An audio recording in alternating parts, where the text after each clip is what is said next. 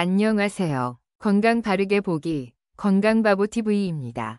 여러분 오늘도 대파 드셨나요? 맵싸하게 맛을 내는 대파는 우리 밥상에서 절대 빠질 수 없는 채소 중 하나이죠. 대파는 사시사철 언제든지 먹을 수 있는 채소입니다. 하지만 보기와는 다르게 그 안에 함유된 영양 성분이 엄청나다고 하는데요. 대파를 씹었을 때 느껴지는 매운 향은 바로 알리신이라는 성분 때문입니다. 알리신 성분은 비타민 B1과 만나면 알리티아민이라는 성분으로 전환되면서 흡수율이 많게는 100%까지 높아져 신진대사와 피로회복, 자양강장에 큰 도움을 줍니다. 파의 흰줄기부터 뿌리까지 한의학에서는 총백이라 부르며 오래전부터 약재로 활용될 만큼 그 효능이 뛰어나다고 하는데요. 무엇보다 대파 흰줄기 속에는 사과보다 무려 5배 많은 비타민C를 지니고 있으며 강력한 항염작용을 하는 플라보노이드 성분도 풍부하게 함유되어 있습니다. 특히 대파 한 개에 함유된 플라보노이드의 양을 환산하면 세계 10대 슈퍼푸드로 손꼽히는 토마토 20개와 맞먹는 양이라고 하니 그야말로 천연 항생제가 따로 없는데요. 게다가 대파의 초록색 부분에는 각종 비타민과 함께 칼슘, 철 등의 무기질이 풍부하고 대파의 흰 뿌리 부분에는 가열에도 영양소가 파괴되지 않는 폴리페놀이 풍부하다고 하니 정말 잎부터 뿌리까지 버릴 것 하나 없는 귀중한 음식입니다. 하지만 이렇게 몸에 좋은 대파도 어떤 음식과 어떻게 먹느냐에 따라서 내 몸에 보약이 될 수도 반대로 독이 될 수도 있다고 하는데요. 이번 시간에는 대파를 먹었을 때 독이 되는 최악의 경우와 이와 반대로 대파를 언제 어떻게 먹어야 가장 큰 효과를 볼 수 있는지 함께 알아보겠습니다. 파가 독이 되는 경우 첫 번째는 바로 미역과 함께 먹는 것입니다. 다양한 요리에 곁들여지는 파는 신선한 맛과 향을 더해 음식의 완성도를 높이는 고마운 채소이지만 파가 미역과 만나게 되면 서로의 장점을 망가뜨리는 최악의 상극이 된다고 하는데요. 미역에는 식이섬유, 미네랄, 단백질 등 다양한 영양소가 들어있지만 그 중에서도 특히 칼슘이 풍부하게 함유된 음식입니다.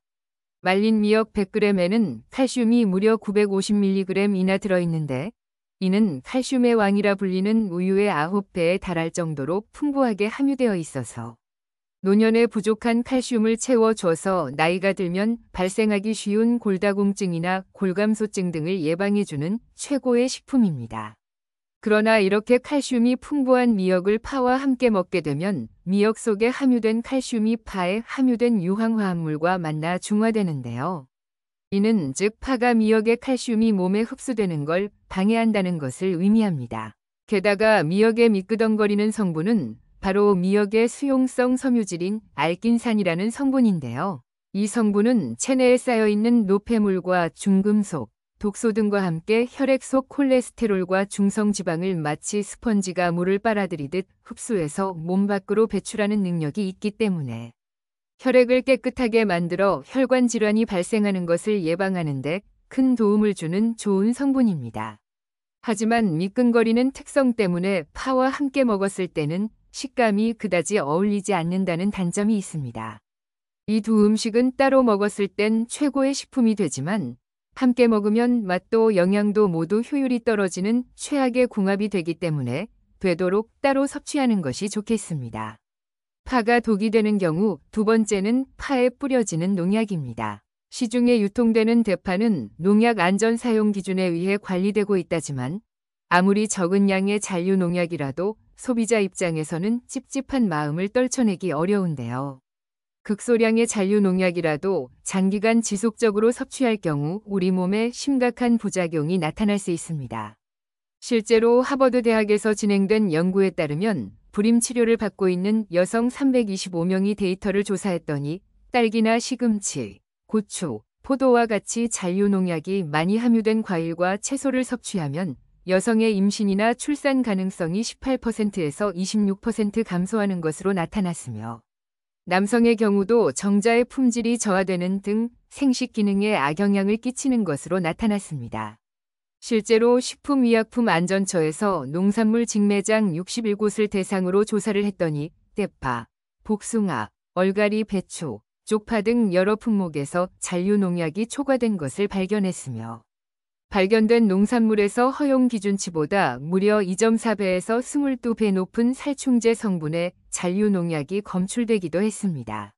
이처럼 아무리 농산물을 철저히 관리한다 하더라도 최종적으로 내가 먹게 될 음식에는 얼마나 많은 잔류농약이 존재할지 모르기 때문에 꼼꼼히 세척해서 먹는 것이 중요합니다. 흔히 대파를 세척할 때 보통은 파의 밑부분에 농약이 많다고 생각해서 밑부분을 제거하는 경우가 많은데 사실 대파는 뿌리보다 잎에 농약이 잔류할 확률이 높다고 합니다. 그러므로 대파의 잔류 농약을 제거하기 위해서는 우선 대파에 묻은 흙을 깨끗하게 제거한 뒤 겉껍질을 벗겨줍니다. 일단 겉껍질을 벗기는 것만으로도 상당량의 잔류 농약을 제거할 수 있는데요. 다음으로 물에 대파를 5분간 담근 뒤에 흐르는 물에 씻어주시면 농약 제거율을 훨씬 더 높일 수 있습니다. 여기서 조금 더 깨끗하게 세척하고 싶으신 분들은 식초나 베이킹소다를 물에 희석해서 세척하는 것도 좋은 방법입니다. 사실 마냥 신선할 것만 같은 채소류가 식중독을 일으키는 주원인이 되기도 하는데 식품의약품안전처에 따르면 과거 2012년에서 2016년 당시 5년간 식중독을 일으킨 식품 1위가 채소류였다고 나타나기도 했습니다. 채소류가 식중독을 일으키는 원인은 분뇨나 축산 폐수 등 오염된 지하수 또는 하천수를 이용해 채소를 재배하면서 식중독균에 오염된 채 유통되거나 각종 균에 오염된 상추나 부추, 오이 등의 채소들을 제대로 세척하지 않고 섭취한 것이 원인이 되기도 했습니다. 따라서 아무리 신선한 채소라 하더라도 반드시 깨끗하게 세척해서 섭취하는 것이 안전하겠습니다. 파가 독이 되는 경우 세 번째는 수술을 앞두고 있는 분들입니다.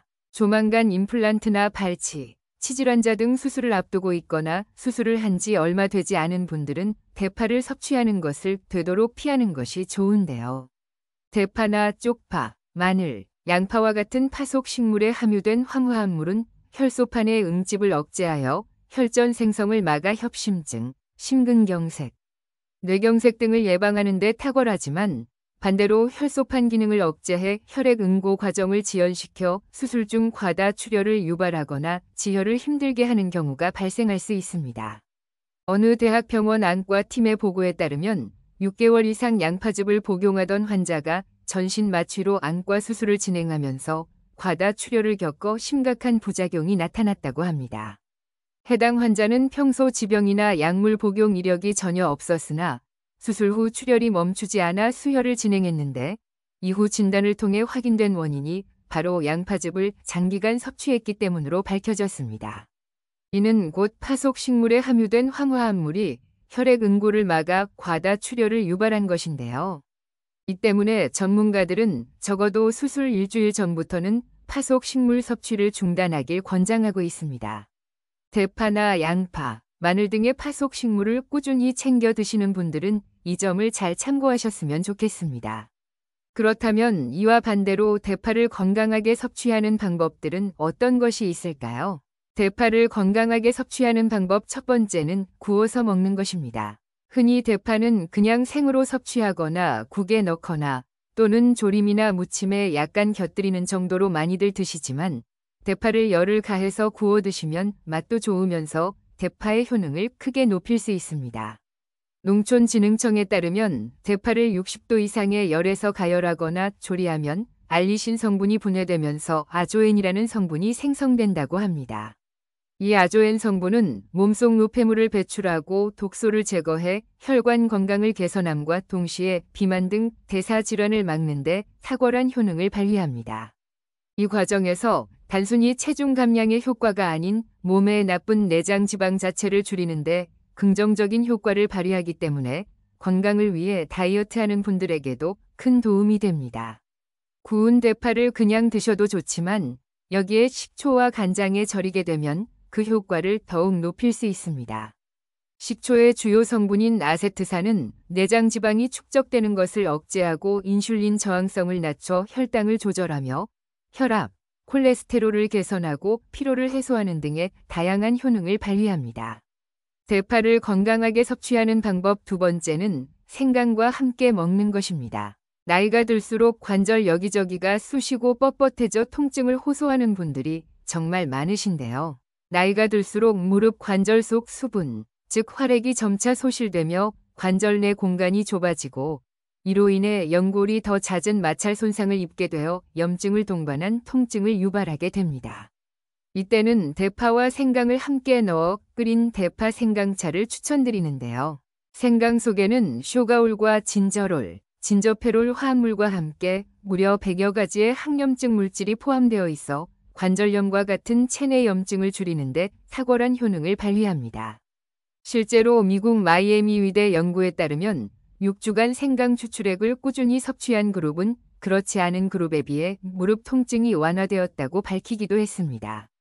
대파에 함유된 알리신 성분은 열에 약하지만 3분 이내로 끓이면 영양 손실을 최소화할 수 있으니 그 이상으로 오래 끓이지 않는 것이 좋습니다.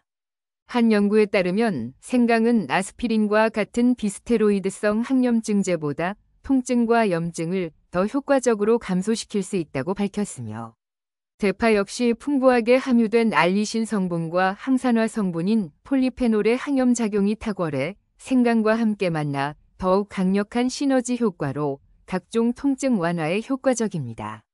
하지만 위가 약하신 분들에게는 대파 생강차가 위에 무리를 줄 수 있기 때문에 냉장 보관하셨다가 드실 때 물을 조금씩 타서 농도를 연하게 만들어 드시는 것이 좋습니다. 몸에 좋은 대파 생강차를 꾸준히 드시고 건강에 도움이 되셨으면 좋겠습니다. 지금까지 대파와 함께 먹으면 독이 되는 최악의 궁합인 음식과 보약이 되는 최고의 궁합인 음식에 대해 함께 알아보았습니다. 오늘 영상도 도움되셨다면 좋아요와 구독 부탁드리고 주위 가족들과 소중한 분들께 공유 부탁드립니다. 감사합니다.